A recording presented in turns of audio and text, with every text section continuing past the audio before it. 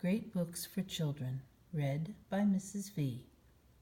My Side of the Mountain, by Jean Craighead George, in which I meet one of my own kind and have a terrible time getting away.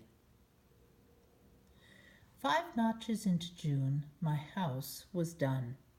I could stand in it, lie down in it, and there was room left over for a stump to sit on. On warm evenings I would lie on my stomach and look out the door, listen to the frogs and nighthawks, and hope it would storm so that I could crawl into my tree and be dry. I had gotten soaked during a couple of May downpours, and now that my house was done, I wanted the chance to sit in my hemlock and watch a cloudburst wet everything but me. This opportunity didn't come for a long time. It was dry. One morning I was at the edge of the meadow. I had cut down a small ash tree and was chopping it into lengths of about 18 inches each. This was the beginning of my bed that I was planning to work on after supper every night. With the golden summer upon me, food was much easier to get, and I actually had several hours of free time after supper in which to do other things. I had been eating frogs' legs, turtles, and best of all, an occasional rabbit. My snares and traps were set now.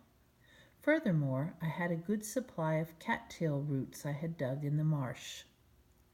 If you ever eat cattails, be sure to cook them well. Otherwise, the fibers are tough, and they take more chewing to get the starchy food from them than they are worth. However, they taste just like potatoes after you've been eating them a couple of weeks, and to my way of thinking, are extremely good. Well, anyway, that summer morning when I was gathering material for a bed, I was singing and chopping and playing a game with a raccoon I had come to know. He had just crawled in a hollow tree and had gone to bed for the day when I came to the meadow. From time to time I would tap on his tree with my axe. He would hang his sleepy head out, snarl at me, close his eyes, and slide out of sight. The third time I did this, I knew something was happening in the forest. Instead of closing his eyes, he pricked up his ears, and his face became drawn and tense. His eyes were focused on something down the mountain. I stood up and looked. I could see nothing. I squatted down and went back to work. The raccoon dove out of sight. "Now what's got you all excited?" I said, and tried once more to see what he had seen.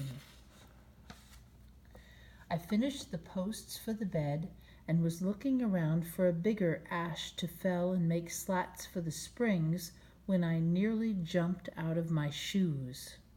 "Now what are you doing up here all alone?"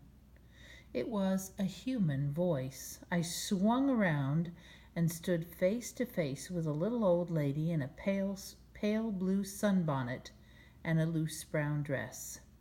"Oh, gosh," I said. "Don't scare me like that. Say one word at a time until I get used to a human voice." I must have looked frightened because she chuckled, smoothed down the front of her dress, and whispered, "Are you lost?" "Oh, no, ma'am," I stuttered.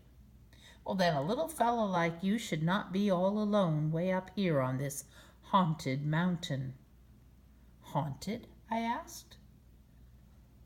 "Yes, indeed. There's an old story says there are little men up here who play ninepins right down in that gorge in the twilight." She peered at me. "Are you one of them?" "Oh, no, no, no, no," I said. "I read that story. It's just make-believe." I laughed, and she puckered her forehead. "Well, come on," she said. "Make some use of yourself and help me fill this basket with strawberries." I hesitated. She meant my strawberry supply. "Now get on with you. A boy your age should be doing something worthwhile, instead of playing mumbly peg with sticks. Come on, young man." She jogged me out into the meadow. We worked quite a while before we said any more. Frankly, I was wondering how to save my precious, precious strawberries, and I may say I picked slowly. Every time I dropped one in her basket, I thought how good it would taste. "Where do ye live?" I jumped. It is terribly odd to hear a voice after weeks of listening only to birds and raccoons, and what is more, to hear the voice ask a question like that. "I live here," I said. "Ye mean Delhi. Fine, you can walk me home." Nothing I added did any good. She would not be shaken from her belief that I lived in Delhi, so I let it go. We must have reaped every last strawberry before she stood up, put her arm in mine, and escorted me down the mountain. I certainly was not escorting her. Her wiry little arms were like crayfish pincers. I couldn't have gotten away if I had tried. So I walked and listened.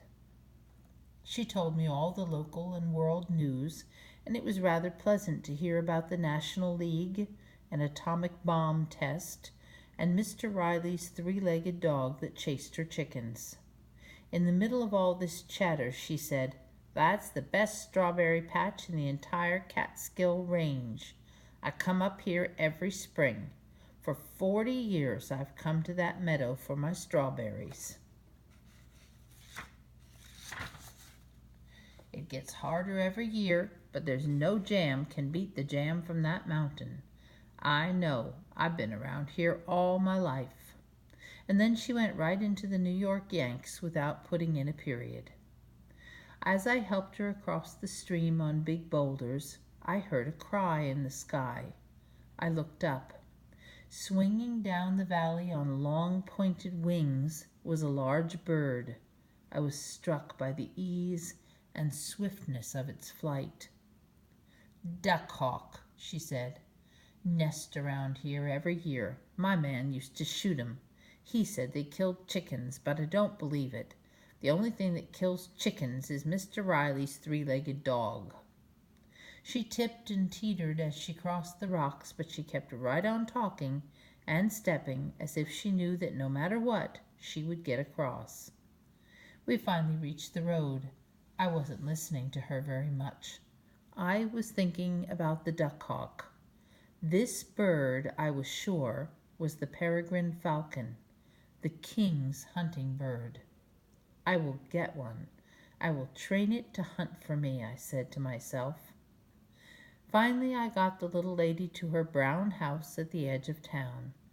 She turned fiercely upon me. I started back. "Where are you going, young man?" I stopped. Now, I thought, she is going to march me into town. "Into town? Well, that's where I'll go then," I said to myself. And I turned on my heel, smiled at her, and replied, "To the library."